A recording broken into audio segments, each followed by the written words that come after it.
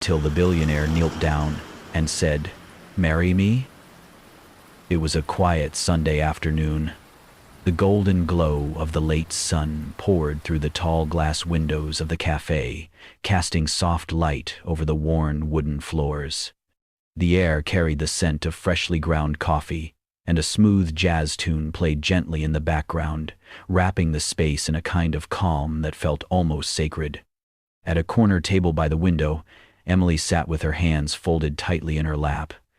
She wore a white dress, simple but tasteful. The fabric swayed slightly as she shifted in her seat, brushing softly against her knees. Her long blonde hair was curled at the ends, and her lips held a touch of pale rose. She had spent nearly an hour getting ready that morning, carefully choosing this look, polished, but not trying too hard. She glanced at her phone for the 5th time in 3 minutes. Still nothing. A small bouquet of daisies rested on the seat beside her. She had bought it on her way to the cafe, telling herself it was for decoration, but deep down she knew, if the date never showed up, at least she could walk home with something beautiful, a gift to herself. A reminder that she mattered, even if just to herself. Emily inhaled slowly, her fingers brushing the ceramic mug in front of her. Her latte had long since gone cold. She glanced at the door again. Her heart jumped as it opened. 5 guys strolled in, loud, laughing, the kind of energy that didn't belong in a quiet cafe. Her breath caught when she recognized one of them, Lance. He looked just like his profile pictures, clean-cut, confident, charmingly casual in a fitted navy sweater and dark jeans. He spotted her immediately, and for a split second, Emily's heart fluttered. He smiled, but it wasn't warm. It wasn't nervous or shy or sweet. It was smug. "That's her, right?" one of the guys said a little too loudly, elbowing Lance with a grin. "The Cinderella chick you were talking about?" Another one chuckled, pulling out his phone. "Yup, perfect lighting in here too. This'll go viral." Emily's heart sank. Her back stiffened, but she stayed frozen in her chair, her eyes flicking between them. Lance leaned back, stretching his arms arrogantly as he slid into the seat across from her. He didn't say hello. He didn't ask how she was.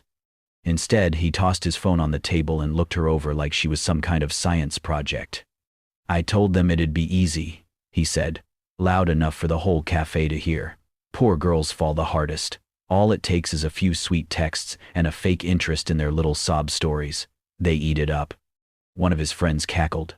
Another aimed the phone at her, recording. Emily sat still, her face drained of color. The jazz music, once soft and comforting, now felt like a mockery. A lonely soundtrack to the worst moment of her week, maybe even her year. Lance leaned closer, his voice dripping with contempt. "You thought this was real? That some guy would actually want to date a barista from Queens? Please." He laughed, and the others joined in, high-fiving across the table. The words hit her like ice water. Her cheeks burned, not from shame, but from rage and something deeper. Disbelief. The kind that makes your throat ache and your lungs stop working. Her dream of meeting someone kind, someone real, had collapsed in a single, cruel joke. Emily didn't say a word. Her smile was gone, and the latte had gone completely cold.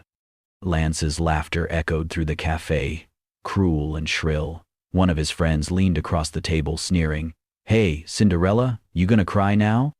Emily's pulse pounded in her ears. She could taste salt at the back of her throat, humiliation burning hot beneath her skin. Without a word, she grabbed her untouched latte and flung it straight at Lance's chest. The liquid splashed across his designer sweater. The cafe went silent. No one moved. Then came the hiss of anger. Lance shot up, his chair scraping the floor. "You think you can do that, you broke little?" one growled, stepping toward her, fists clenched. Emily's chair scraped back as she took a step away. The customers nearby froze, glancing nervously, but no one interfered. The door swung open with a sharp chime. A man entered, tall, broad-shouldered, moving with the calm authority of someone who never needed to raise his voice. His gray suit was perfectly tailored, his expression composed yet unreadable. Even in the low golden light, his presence shifted the air. He didn't rush, he simply walked toward them, each step deliberate, heavy with quiet command. "Enough," he said, voice low, but cutting through the tension like a blade. The group turned. Lance's friend froze mid-step. "She said she doesn't like your joke," the man continued, tone cool and controlled. "Wasn't that clear enough?" The man who'd threatened Emily laughed nervously. "And who exactly are you supposed to be?" The stranger slipped a black wallet from his pocket, opened it, and held up a sleek card embossed with silver letters. "Nathaniel Grant," he said evenly. "CEO, Foresight Group." The name hung in the air. Even the background jazz seemed to pause.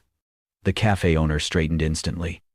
"Mr. Grant, sir, my apologies," he stammered. "These young men were just leaving."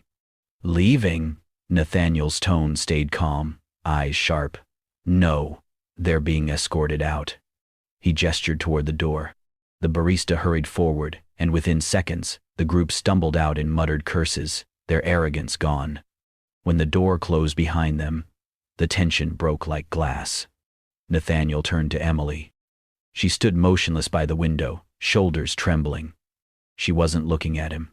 Her eyes were fixed on the half-empty mug. Her breathing came unevenly, chest rising and falling as if the room itself had shrunk. She wasn't crying from fear or anger. Her tears came from somewhere deeper, the place where hope had lived before being crushed again. Nathaniel noticed. His gaze softened. He said nothing, only took a folded handkerchief, white linen, crisp, and placed it quietly near her trembling hand.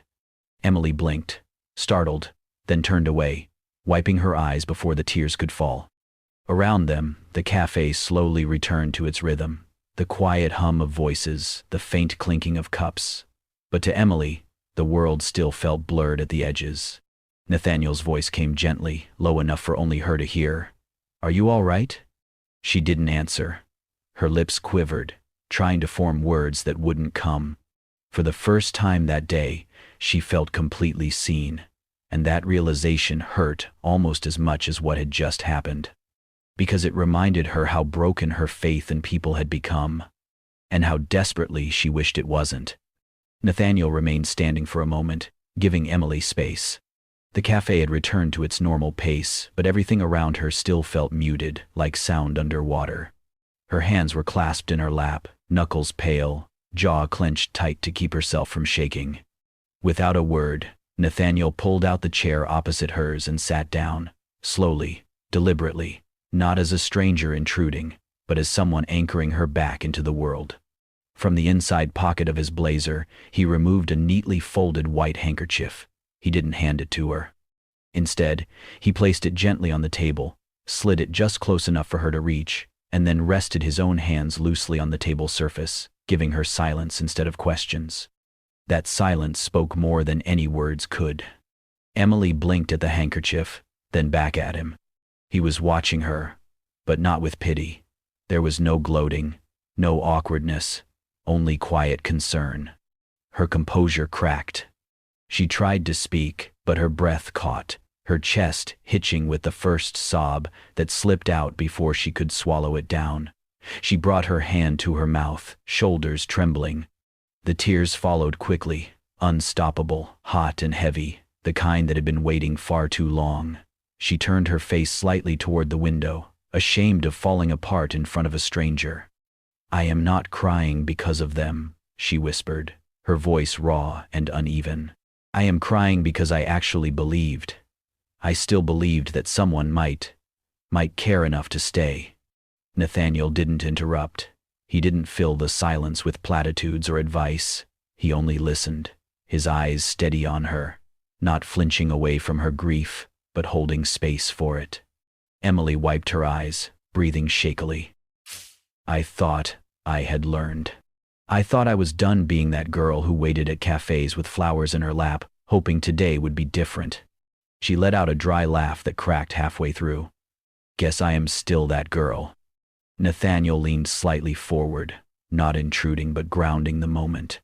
He reached for his cup of untouched tea, stood up for a brief second, and returned with a fresh cup of chamomile tea. He placed it in front of her without a word. She looked at it, confused, then slowly glanced up. "I thought you might need something warm," he said softly. "Chamomile helps. Or so they tell me." Emily stared at him, her eyes red, lips trembling.